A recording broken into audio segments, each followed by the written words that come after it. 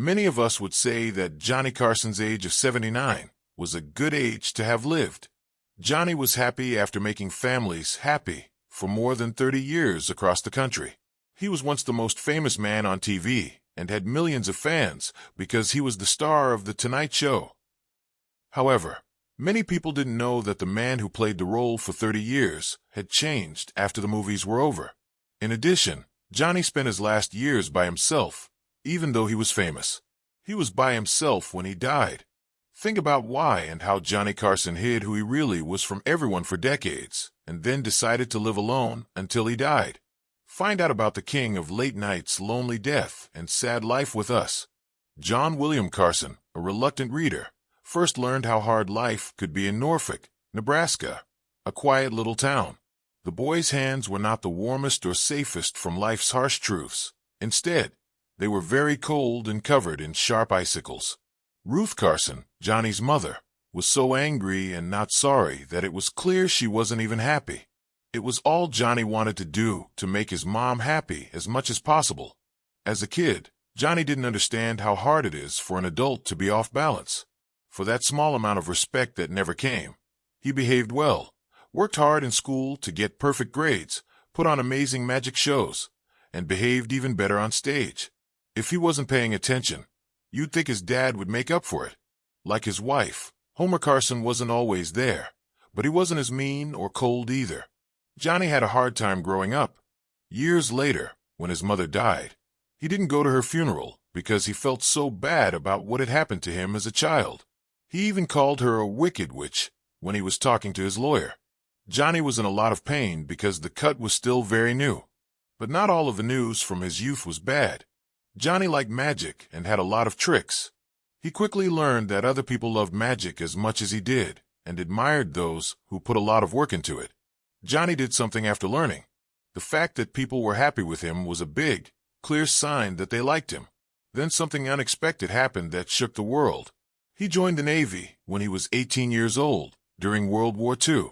Even though the war was terrible, he made his soldiers laugh by telling jokes and using magic. But Johnny was never close to other people. Besides that, he's not to blame.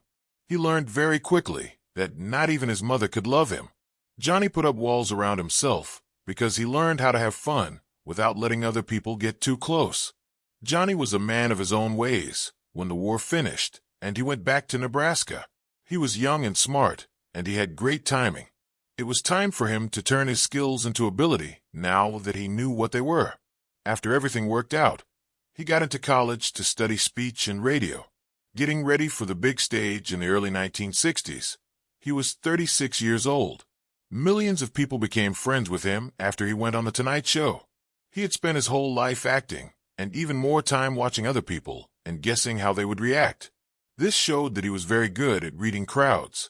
Because of this, he knew it was important to make sure that every response caught on video was real.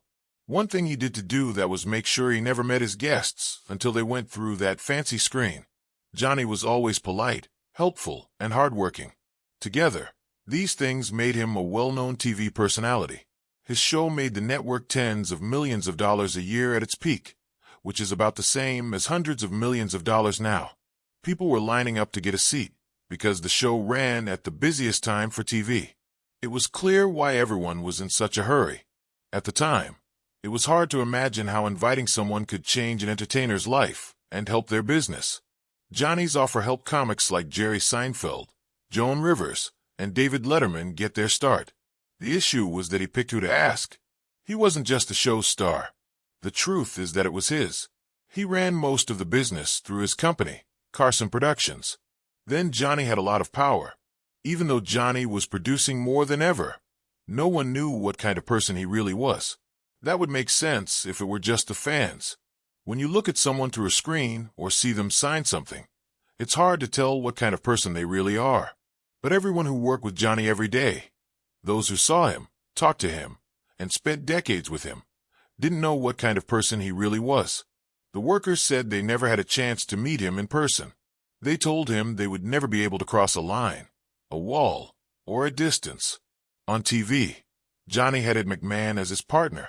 He said Johnny got along well with most people, but not so well with a small group of close family and friends. Dick Cavett, a talk show host who also knew Johnny well, once talked about running into him at parties. He said that even though Johnny was trying hard to be nice to his fans, he was really trying to stay away from real people.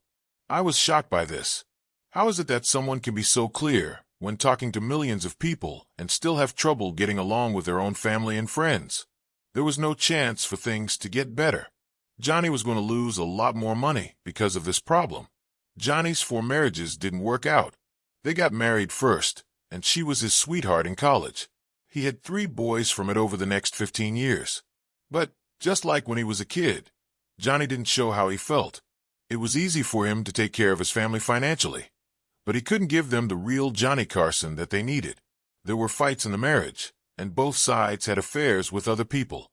It was clear that Johnny cared more about his work than about his wife.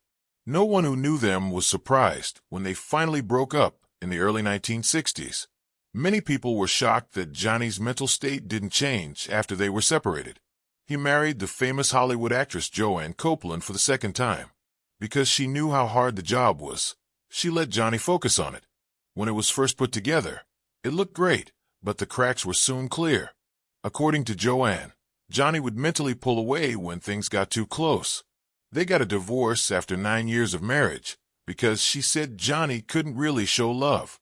Later, she said that even though he was there, she couldn't connect with him on a mental level, which made living with him like being married to a ghost.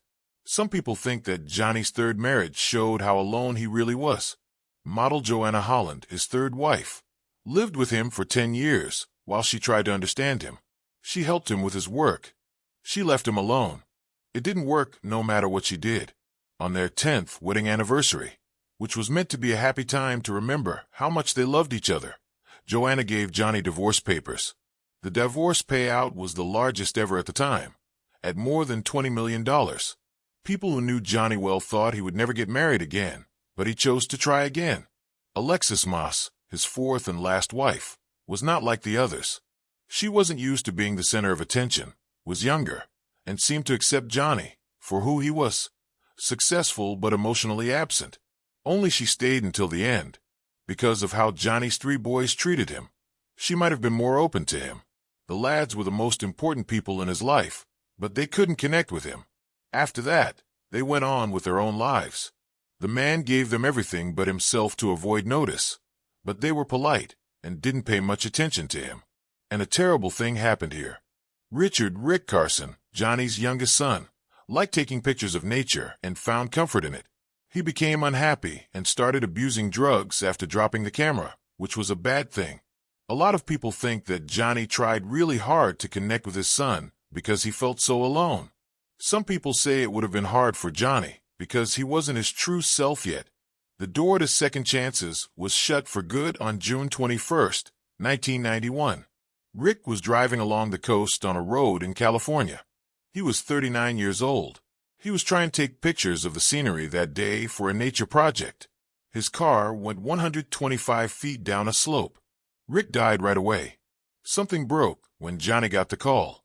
His child had been left behind by him. Take a 4-week break from The Tonight Show. Johnny hadn't missed a show in 30 years, so it made sense. People who knew him well said they had never seen him act that way before. Reports say Johnny didn't go to Rick's funeral service because he was so sad, a terrible tragedy that no parent wants to go through, and he didn't want it to turn into a media circus. After Rick died, his dad felt even more empty. He was one of the few people Johnny trusted, and for a long time he led his band. After that, Doc Severinsen said that Johnny was never the same after Rick died. He lost the light in his eyes and never got it back. When Johnny went back to the show, he honored Rick in the only way he knew how, while keeping his cool in front of millions of strangers from behind his desk. He just showed a picture Rick had taken of a sunset and said Rick was a nice guy who made people happy when they were with him. Fans of Johnny couldn't hold that against him because not much else was said. The death of his son broke him, but what happened next made him believe that relationships were pointless. A lot of people in the business thought that Johnny's best friend, most trusted guest host, and protege was Joan Rivers. He found her, helped her, and invited her to stay with him for a long time. He was getting her ready to take his place. Joan got her own late-night show from Fox in 1986. She would never get another chance like this to become famous and step out from Johnny's shadow. But there was a problem. She was scared to tell Johnny what had happened. Because Joan knew him well, she knew that the news would make him sad. Despite not telling him first, she agreed to the plan. Johnny felt totally lied to when he learned from someone else. He wouldn't answer the phone when Joan tried to call him to explain. He hung up the phone when she finally got through. People would remember what she did for the rest of her life. Johnny got very angry and started to cut Joan out of his life for good. He stopped talking to her and wouldn't let her appear on The Tonight Show for the rest of his term. He also made sure that his co-workers wouldn't let her either. The results were terrible. Reports say Carson told guests they should not watch Joan's new Fox show, which hurt the show's chances of doing well. It was over after little more than a year. As Joan's husband Edgar put it, the show was very important to him. He was mostly to blame for its problems and final failure. This caused a terrible accident just a few months after the show was canceled. Edgar ended his own life. Joan was in a lot of pain and did everything she could to get in touch with Johnny to get comfort or help. She wrote him letters, called him a lot, and even gave him sympathy notes after his son Rick died. But Johnny didn't say anything. As Johnny kept pulling away from the people around him, the silence spread like oil on water. Millions of fans watched him say goodbye to The Tonight Show on May 22, 1992. He had already said he was leaving in 1991. A lot of people watched it. It was one of the most watched TV shows of all time. People who liked the king of late night thought he would keep showing up, maybe as a guest host at the Oscars or other big events. Many people were shocked when Johnny kept working on TV. When he left, there was complete quiet. He went to see his huge, fortress-like home in Malibu, which is built on a rock and has a view of the Pacific Ocean. Johnny would read, play the drums, or look up at the sky through his telescope for hours on end. He often went on boat trips and played tennis by himself. But bad luck hit again. He had a serious heart attack in March 1999 and had to have quadruple bypass surgery. Even though it was a sobering reminder of his own death, he handled it in the usual secretive way, giving the world very little information. In September 2002, he was told he had emphysema, a lung disease that makes it hard to breathe over time. He denied that he was dying and played down how bad the news was. Johnny's illness got worse, making it harder for him to breathe and making him feel less active. For most of his life, he had been a heavy smoker. He gave up in the 1970s, but it was too late. This man was stuck in his own body, but he made a lot of people laugh. People say that in his last days, Johnny talked to his brother Dick alone about how sick he was. He agreed that the injuries he had were caused by his lifelong habit of smoking cigarettes. Johnny passed away at a Los Angeles hospital on the morning of January 23, 2005. The formal report says that the person died of respiratory failure caused by emphysema. He was 79 years old. He died quietly and by himself, just like he had every day for the past 13 years, with only his wife Alexis and a few close family and friends present. There was no public service to honor them. After they burned his body, they gave his family his ashes. A man who had been famous for decades and entertained millions of people every night had a wake, but not many people showed up. People from all over the world talked about how thankful they were when they heard he had died. George W. In a statement, Bush praised his work and power. Some of the most moving tributes to Carson came from David Letterman and Jay Leno. Letterman said that Carson was the gold standard of TV and that no one would ever be as famous as him. He also said that everyone who followed him was a fake. It was clear that he had an effect on the business. Even years after he died, no one has been able to beat the bar he set for late-night TV. Anyone could feel at ease around Johnny. Getting along with people was easy for him. It didn't matter if he had known them his whole life or was meeting them for the first time. Late-night TV was never the same after he left. He helped many people start their careers and made many people happy with his brilliance. But Johnny Carson's story shows that people are more complicated than they seem behind the cameras, lights, and praise. Growing up in Nebraska in the cold had a big effect on his life, making him put up walls to keep himself safe. Because he was getting more famous, he felt even more alone. Not being popular should have filled the void it created, but it made things worse. Just as things were going badly, someone died. And betrayal, too. Johnny Carson's last message to the world was easy to understand. Even though some of us live in the dark, you might like the light we bring to the world.